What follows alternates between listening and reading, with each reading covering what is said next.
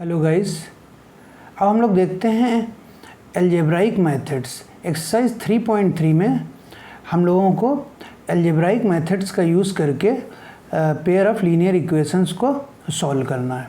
ठीक है, तो अलजेब्राइक मेथड्स जो हमको पढ़ने हैं वो हैं सब्स्टिट्यूशन मेथड और एलिमिनेशन मेथड। ठीक है, तो पहले हम लोग देखते हैं सब्स्टिट्यूशन मेथड। तो हम लोग एक एग्जांपल से समझते हैं सब्स्टिट्यूशन मेथड को। जैसे एक हमने इक्वेशन लिख लिया 3x - 5y बराबर -1 और x - y बराबर -1। ठीक है, तो ये दो हैं हमारी पेयर ऑफ लीनियर इक्वेशंस हैं ये, इनको हमें सब्स्टिट्यूशन मेथड से सॉल्व करना है।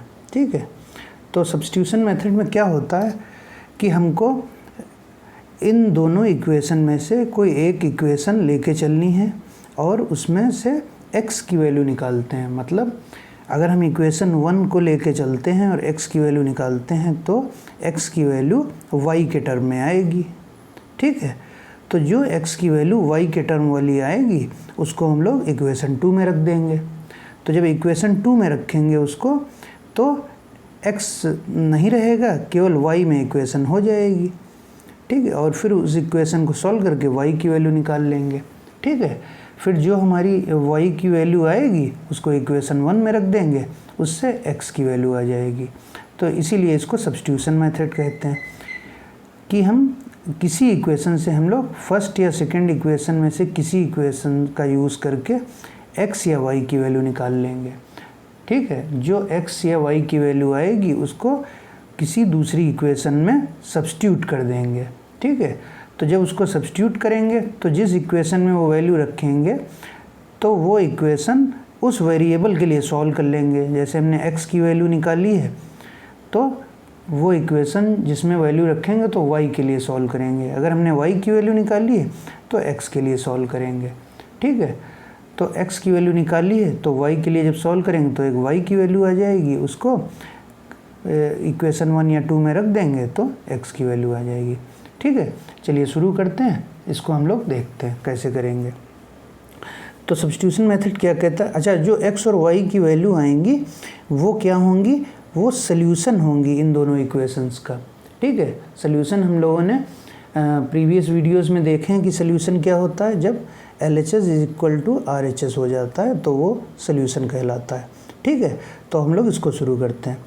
तो इक्वेशन 1 या 2 में से कोई भी इक्वेशन ले लेते हैं और उससे x या y की वैल्यू निकालते हैं। ये हमारी मर्जी पे है कि हम किसकी वैल्यू, कौन सी इक्वेशन का यूज़ करें और किसकी वैल्यू निकालें, x या y की। तो इक्वेशन 2 का यूज़ करते हैं, लिख लेते हैं यहाँ से फ्रॉम इक्वेशन 2। ठीक है, तो x की वैल्यू निकाल लेते हैं। तो क्या हो जाएगा x की वैल्यू? x बराबर -1 + y। हमने क्या किया? x की वैल्यू निकाली, उसके लिए हमने -y को इधर शिफ्ट किया तो -y क्या हो गया? +y। तो हम इसको क्या कह सकते हैं? Equation number 3। ये x की जो वैल्यू आई इसको हम लोग इक्वेशन 3 बोलेंगे। अब जो हमने इक्वेशन 2 का यूज़ किया और x की वैल्यू निकाली उसको भी इक्वेशन 1 में हमको रखना होगा। ठीक है, तो जिस इक्वेशन से x या y की वैल्यू निकाली है उस इक्वेशन में न रख के उस दूसरी इक्वेशन में इसकी वैल्यू रखेंगे। ठीक है, तो अब इक्वेशन 1 में x की वैल्यू रखते हैं। सब्स्टिट्यूट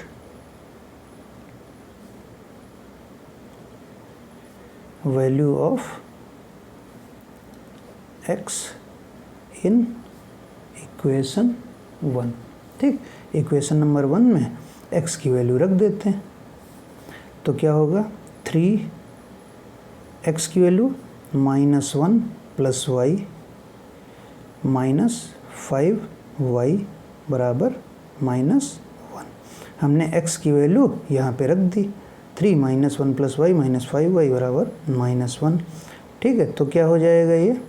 -3 + 3y, 3 से अंदर मल्टीप्लाई कर दिया, -5y बराबर -1।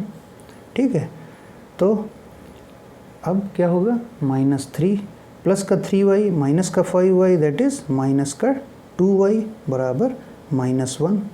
ठीक है,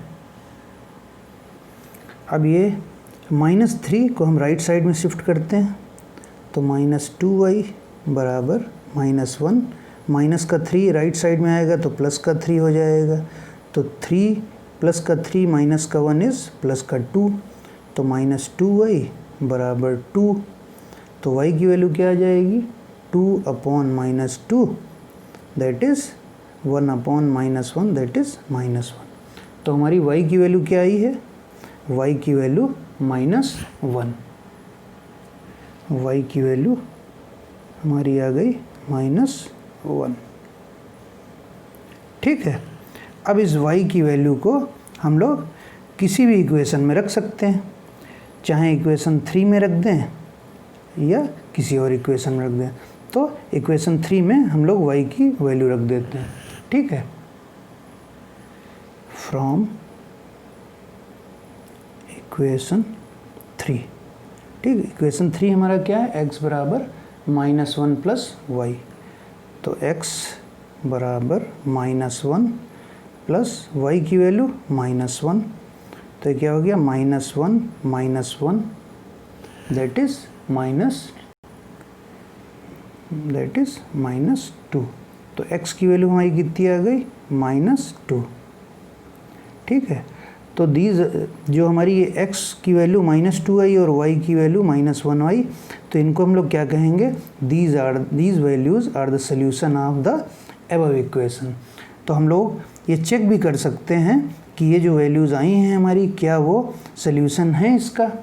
ठीक है, तो अभी हम लोग इसको चेक भी करेंगे। तो पहले एक बार इसको रिवाइज कर लेते हैं फिर से। तो हम लोगों ने क्या किया है, सब्स्टिट्यूशन मेथड में हमको 2 इक्वेशंस दी थी, 2 इक्वेशन में से हमको किसी एक इक्वेशन को यूज़ करना है और x या y की वैल्यू निकालनी है। तो हम लोगों ने क्या किया, इक्वेशन 2 का यूज़ किया और x की वैल्यू निकाली। x की वैल्यू क्या आई, -1 प्लस y। ठीक है, अब जो x की वैल्यू आई है उसको हम लोगों ने इक्वेशन में 1 में रख दिया। ठीक है, इक्वेशन 1 में रखा तो क्या बना, हमको y की वैल्यू मिल गई -1। ठीक है, अब जो y की वैल्यू आई है हम लोग इक्वेशन 3 में रख देते हैं, तो x की वैल्यू हमको मिल जाएगी, तो x बराबर -2। तो इस इक्वेशन को हम लोग सब्स्टिट्यूशन, इस मेथड को हम लोग सब्स्टिट्यूशन मेथड कहते हैं, क्योंकि हम लोग x या y की वैल्यू को सब्स्टिट्यूट करते हैं किसी दूसरी इक्वेशन में। ठीक है, तो that's why it is called substitution method. अब हम लोग चेक करेंगे कि ये जो y की वैल्यू आई है और x की वैल्यू आई है, क्या ये इसका सल्यूशन है कि नहीं। सल्यूशन है, ऑब्वियसली ये सल्यूशन है इसका, लेकिन हम लोग इसको चेक कर लेंगे। हम लोग अगर इसको चेक करेंगे और हम लोग ये पता लगा सकते हैं कि जो वैल्यूज़ आई हैं वो सही हैं कि नहीं। ठीक है, तो लेट्स चेक दीज वैल्यूज़। ठीक है, तो हमारी ये इक्वेशंस थी 3x - 5y बराबर -1 और x - y बराबर -1, और हमको ये वैल्यूज़ मिली थी। तो ये वैल्यूज़ हम लोग इस दोनों इक्वेशन में रख के देखते हैं और LHS RHS चेक करते हैं।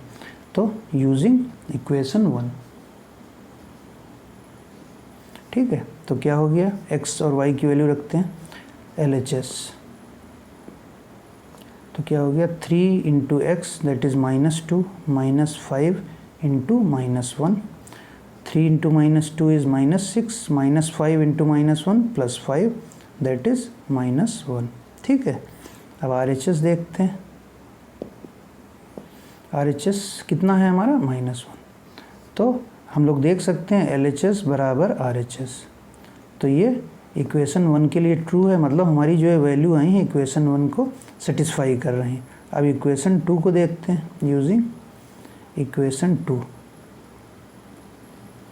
तो इक्वेशन 2 हमारी क्या है, LHS x - y। ठीक, x - y, तो x की वैल्यू -2, y की वैल्यू -1, तो -2 + 1 दैट इज़ -1, और RHS हमारा क्या है, -1। तो RHS है हमारा -1, तो LHS बराबर RHS। दैट मीन्स जो हमारी x और y की वैल्यू आई हैं वो वैल्यू करेक्ट हैं और ये इसको सेटिस्फाई कर रही हैं, जो हमारी फर्स्ट और सेकंड इक्वेशन थी। ठीक है, सो this is all about substitution method. तो हम लोग जब एक्सरसाइज करेंगे तो इसके और क्वेश्चंस देखेंगे। तो हमारा अगला मेथड है एलिमिनेशन मेथड। ठीक है, तो गाइज अब हम लोग एलिमिनेशन मेथड देखते हैं। एलिमिनेशन मेथड को हम लोग इक्वेटिंग द कोफिशिएंट मेथड भी कहते हैं। Elimination method is also called equating the coefficient method. तो इस मेथड को कैसे हम लोग करते हैं, हम लोगों को दो इक्वेशंस दी हैं, तो उसमें क्या करते हैं, x और y में से कोई भी एक टर्म का जो कोफिशिएंट है दोनों इक्वेशंस में हम लोग बराबर करते हैं। जैसे यहाँ पे 3x है, यहाँ 2x है x का, यहाँ पे y का 2 है, यहाँ y का 3 है। तो x या y में से कोई भी हम लोग बराबर करते हैं दोनों इक्वेशन में, ठीक। तो या तो x का कोफिशिएंट दोनों में 3 हो जाए या दोनों में बराबर हो जाए, या y का कोफिशिएंट दोनों इक्वेशन में बराबर हो जाए। फिर क्या करते हैं, ऐड या सब्ट्रैक्ट कर देते हैं। जब ये दोनों कोफिशिएंट बराबर हो जाते हैं x के या y के, तब इन दोनों को ऐड या सब्ट्रैक्ट कर देते हैं अकॉर्डिंग टू द साइन। जैसा साइन होगा उसके हिसाब से हम लोग इसको ऐड या सब्ट्रैक्ट कर देंगे। ऐड या सब्ट्रैक्ट जब करेंगे तो एक वेरिएबल हमारा एलिमिनेट हो जाता है एडिशन या सब्ट्रैक्शन में। So that's why it is called equating the coefficient method and also elimination method. तो एक वेरिएबल हमारा एलिमिनेट हो जाएगा तो दूसरे वेरिएबल की हमको वैल्यू मिल जाती है। तो जब एक वेरिएबल की वैल्यू मिल जाएगी तो उसको किसी इक्वेशन में रख देंगे और जो दूसरा बचा हुआ वेरिएबल है उसकी वैल्यू निकाल लेते हैं, ठीक है। तो इसको शुरू करते हैं हम लोग। तो x के कोफिशिएंट दोनों इक्वेशन में बराबर करते हैं। तो पहला स्टेप हमारा क्या है, equating the coefficient of x to. तो हम लोग क्या करेंगे, अगर इक्वेशन 1 को हम लोग 2 से मल्टीप्लाई कर दें और इक्वेशन 2 को 3 से मल्टीप्लाई कर दें तो दोनों 6x हो जाएंगे, ठीक है। टू इक्वेट लिख लेते हैं, to equate coefficient of x multiply equation 1 by 3 and equation 1 by 2 and equation 2 by 3, ठीक है। तो मल्टीप्लाई कर लेते हैं, इक्वेशन 1 को 2 से मल्टीप्लाई करेंगे पूरी इक्वेशन को, तो क्या हो जाएगा 2 3x + 2y = 11। तो इसको मल्टीप्लाई कर लेते हैं तो क्या हो गया 6x + 4y = 22। इसको मान लेते हैं इक्वेशन नंबर 3, ठीक। अब इक्वेशन नंबर 2 को 3 से मल्टीप्लाई कर लेते हैं तो 2x + 3y = 4, ठीक है। That is 6x + 9y = 4 3 12। This is equation number 4। अब देखिए इक्वेशन 3 में भी 6x है, इक्वेशन 4 में भी 6x है, ठीक है। तो हम लोग क्या करते हैं, इक्वेशन 3 में से इक्वेशन 4 को सब्ट्रैक्ट कर देते हैं। तो नाउ सब्ट्रैक्ट इक्वेशन 3 फ्रॉम 4, ठीक। इक्वेशन 3 में से 4 को माइनस कर देते हैं, इक्वेशन 4 में से 3 को या 3 में से 4 को माइनस कर देते हैं। तो हमने लिखा है फ्रॉम 4, तो ऐसे लिख लेते हैं इसको 6x + 9y = 12। तो इनको हम लोग सब्ट्रैक्ट कर लेते हैं, ठीक है। तो सब्ट्रैक्ट करेंगे तो साइन बदल जाएंगे, यहाँ माइनस यहाँ माइनस यहाँ माइनस हो गया। अब 6x में से 6x माइनस हुआ तो ये कट गया।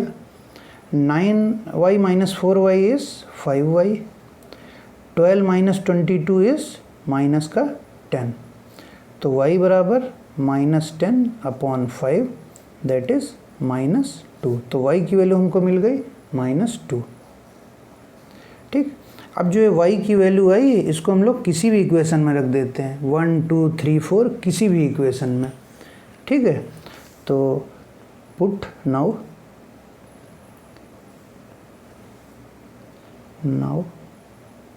Put the value of y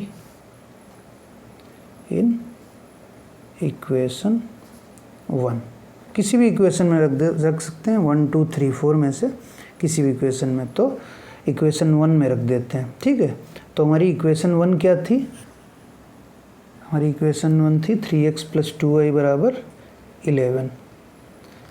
तो इक्वेशन 1 थी 3x + 2y = 11। इसमें y की वैल्यू -2 रख देते हैं। तो 3x + 2 × y की वैल्यू -2 = 11।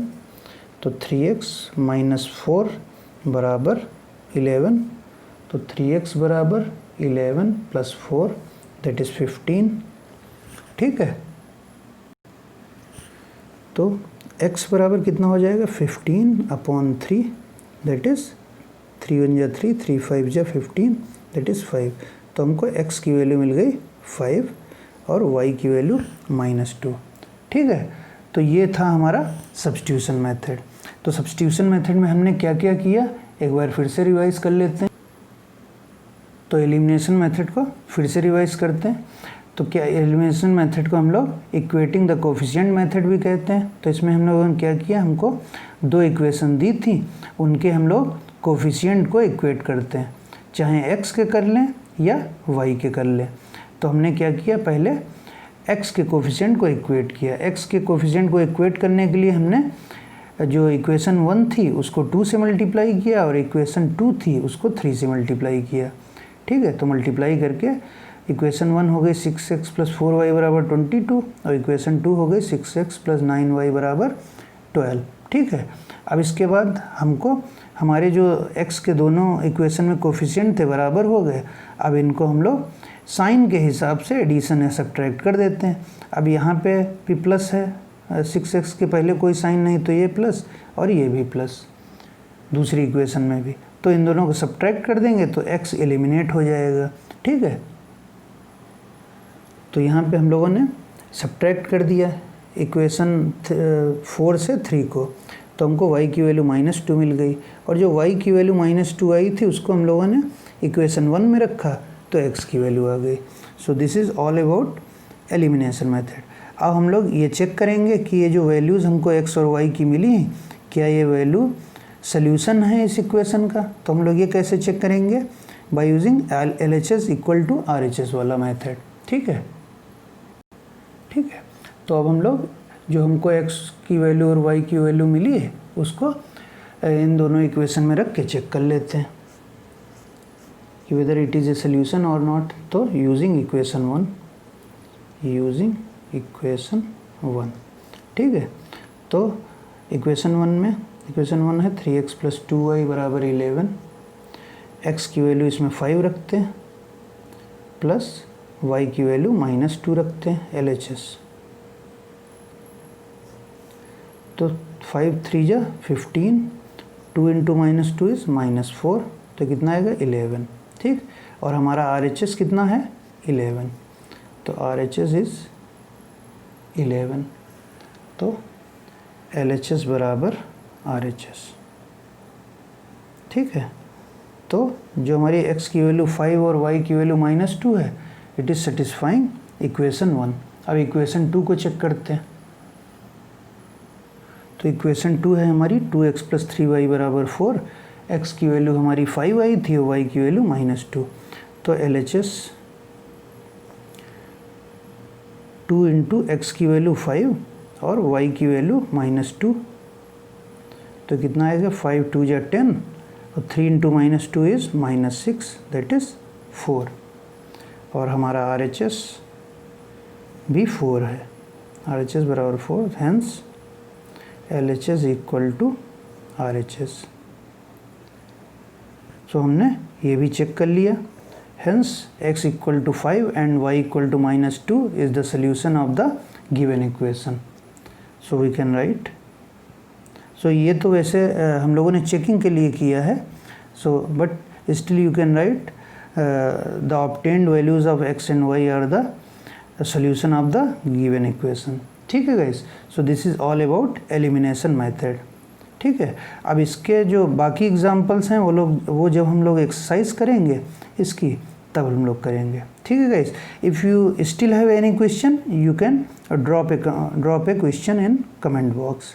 ठीक है गाइस, थैंक्स फॉर वॉचिंग।